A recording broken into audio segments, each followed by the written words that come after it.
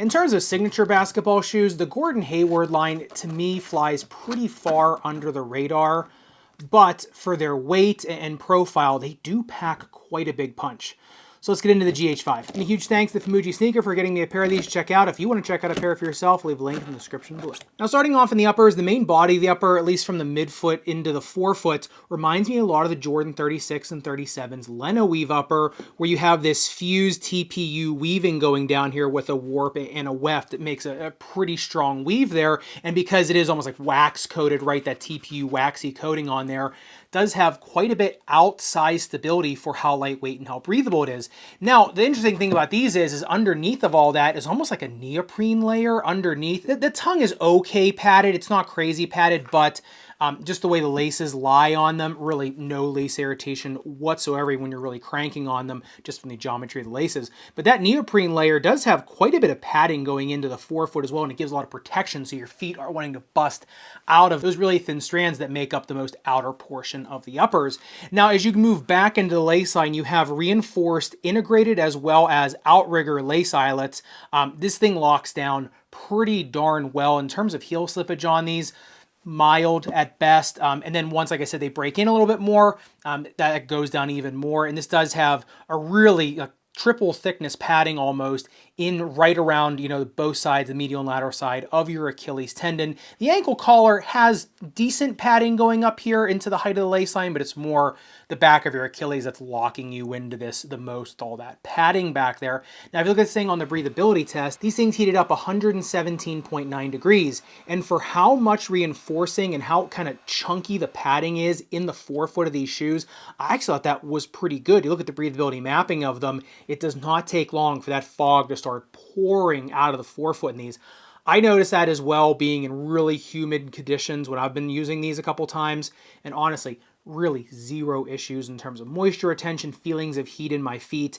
And like I said, with all that reinforcement on the underside of them, I actually thought that was pretty impressive that you could get that much feeling of padding and protection on the inside without really having to, you know, jack up the moisture and the heat. Now, on the upper durability test, 10 seconds, highest grit sandpaper, these things do have a pretty decent drag guard on them. The burr does start to get through that, but does not get into the woven layer underneath of that. You also do have some outsole tread that comes up pretty high on there, really no exposed midsole foam here in the forefoot. So in terms of dragging or sliding, even on really gritty surfaces, honestly, these things should be pretty good. Now, like I said, going out into the toe cap, you actually have a double reinforcement there with this TPU, and that runs all the way over here into the heel counter of the shoe over to the medial side. So you are getting quite a bit of containment that is wrapping, like I said, from the, you know, medial side of the toe box all the way around to the medial side of the heel. That does give quite a bit of outsized containment, you know, for how low profile this TPU piece is, because some of these TPU pieces, they get really big and chunky, they get really stiff, whereas this one's actually a little more flexible because of the surface area it occupies going all the way around the shoe. Still does do a pretty outsized job for containment. And getting into the midsole teardown, this one takes the cake for the hardest shank I've ever had to get through. This thing did not want to budge. I put so many stress risers in this thing and it still did not want to crack. Now that is number one because you've got carbon fiber laid on top of pretty strong plastic, which goes kind of all the way into the forefoot of the shoe, almost creates kind of like almost like a leaflet, like a jump plate in the forefoot of the shoe. Now that carbon fiber shank pretty much occupies just the midfoot of the shoe. It doesn't really cross any zones, but it does occupy the entire midfoot. So this thing has just support in spades. Now on top of that, pretty simple, it's just an entire bed of compartmentalized thermoplastic foam. Look at it on the balance height test, got 38 centimeters in the rear foot, 40.5 in the forefoot. To me, these felt incredibly bottom light, but also incredibly like hoppy, right? They just really super easy to kind of do those quick hops off the ground. I was doing a drill where I was having to dribble left and then do kind of like a double cross underneath my legs. And in these ones, it was just so easy to kind of shuffle back and forth and kind of do those little hop steps. In terms of getting up, you know, for height into the air, I thought they were just as pretty much as good as any other Anta shoe that uses they're like, you know, compartmentalized thermoplastics. But like I said, in terms of that bottom light feeling super hoppy, super easy to move around shoe, I think that's where this shoe kind of does its best work, especially with that shank going so far into the forefoot. Just kind of, like I said, just gives you that little feeling of hop on the bottom of your foot that is just really nice, especially when you're not trying to fall on your face in front of a bunch of people doing all those basketball drills. And getting into my personal favorite part of the GH5 is its outsole tread. I thought this was just such a good, just well thought out design. Now, number one, you've got this, lightning bolt pattern going all the way throughout the shoe. It is a full length tread pattern, and these are very chunky, very wide treads. Big gaps in between them, right, to grab traction on a macro scale. But then you also have these individual lines that kind of break up these lightning bolts, right, on the inside. They fill in that gap. And that's what gives you a little more of that fine-tuned traction. I found that these things did just as well outside as they did inside. The durometer on these comes in at 17.5. And if you look at it on the grip test ramp, slips at 40 degrees, which, is getting up there in terms of grip in there. They're not super tack, right? They're not peeling up off the ground, but incredibly sure-footed shoes. Look at them on the viewing box too. You can kind of see a little bit of rubber movement there within the lightning bolt pattern of these. And I really like that because, like I said, you're getting kind of both styles of traction, right? That macro traction as well as that fine-tuned traction. And plus, to go along with that, you've got the lateral flange that's made of this rubber clip. But unlike some shoes with a rubber clip lateral flange, try saying that 5 times fast, where it can be really thin rubber, this is a very chunky piece right there. So it stays very stable. So even though, like I said, they feel light on the bottom of your foot, you actually do get a pretty wide heel on these for a lot more stability. Just really everything about these screams bottom light feeling shoe plus stability, which, a lot of times you're just not getting nowadays. You're not getting that combination, whereas these, do it really, really well. And speaking of that durometer on the outsole durability test, 10-second tie grit sandpaper, the burr basically just scuffs this up. So even though there are, more fine treads within those big macro channels, they're still resisting the burr pretty well. If you look at this thing on the speed ratio, comes in at a 2.81, that shank score of 0.2 is double thickness, brings that thing up to a 3.01. I think that's really where they belong. Honestly, these probably belong higher than that.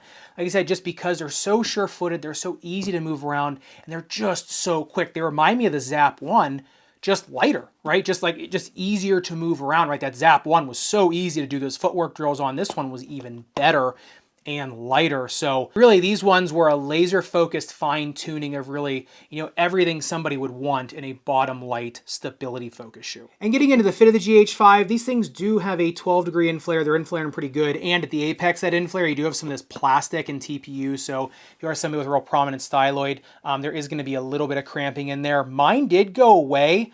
But it was there for a little bit. Now, these things do come in a little bit long. They come in at 29.1 centimeters for my men's size 11, which is a little bit long. The width is 9.3 centimeters, and then a toe box taper of 25 degrees, and then a toe box width of 10.3 centimeters. Honestly, it's a little bit more forgiving than they look on the outside. It's just that taper, right, that is going to opt some people out. So in terms, narrow, medium foot, then you just go true to size on these. A 2E, if you don't have a really wide lateral foot.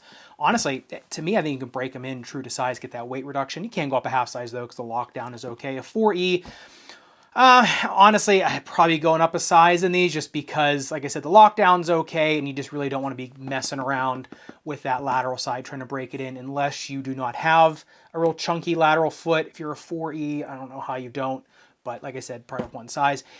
In terms of the snake bitten foot, I think these are pretty darn good for anyone with heel pain, arch pain, ball of foot pain, arch strain, things like that. They do have a little bit of a rocker in the very back. It does not introduce any instability whatsoever. There's some of those shoes that do have the rocker back there. You can really kind of feel the movement, whereas these, you really don't. It's far enough back and the heel's wide enough that that's also going to protect you against micro motion, right, for those little plantar fasciitis issues, perineal tendonitis issues. So honestly, these with or without an orthotic are really good. They do fit orthotics well. A super bulky orthotic is probably going to irritate you on the top of the tongue more than anything.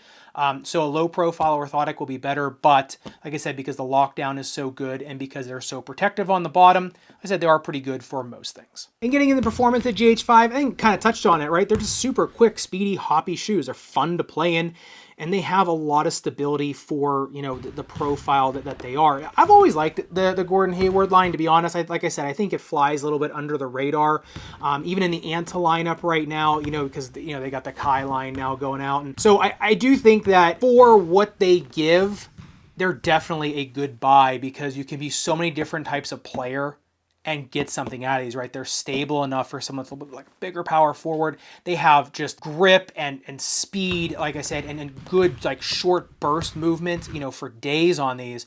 So anywhere from a guard, I say, to like a, you know, bigger power forward, I think can find something they like in them. Especially like if you're someone, like I said, that really wants a little bit more of a bottom light feeling. You don't want a clunker on the bottom of your foot, but you want the stability of a clunker, right? That's where I think these do their best work. Like I said, kind of like the Zap 1. I think they're very, very similar shoes. It's just that, like I said, this one just feels a little bit lighter underfoot, feels a little bit easier to move around. So that's where kind of I saw them. Like I said, I mean, they're going to be, you know, they're made from the same company. They've got, you know, a lot of the same materials in them. Like I said, also, with the breathability of this one being so good, I think maybe that's another reason why they felt just so light on foot and able to just kind of move around very easy, just kind of move throughout the cones like I was doing with these and just not feel super encumbered. And, you know, in terms of pickleball, the same rules apply. I think these things do really well outdoors as they do indoors. And if you're someone that really prides himself on quick footwork, you know, like I said, trying to dig balls and really get that fine traction on them, like I said, indoor or outdoor, I think these are absolute beasts on a pickleball court as well. So I'd love to hear your thoughts on these, especially if you are looking in between like these and the Zap 1, kind of which one would you be going with after seeing both reviews? I'd love to hear your thoughts in the comments down below. And speaking of, if you do want to see that full review and teardown of the Anta Zap 1, make sure you click into this video up above and subscribe down below. Respect your rubber and foam. I'll see you somewhere in the Sneakerverse.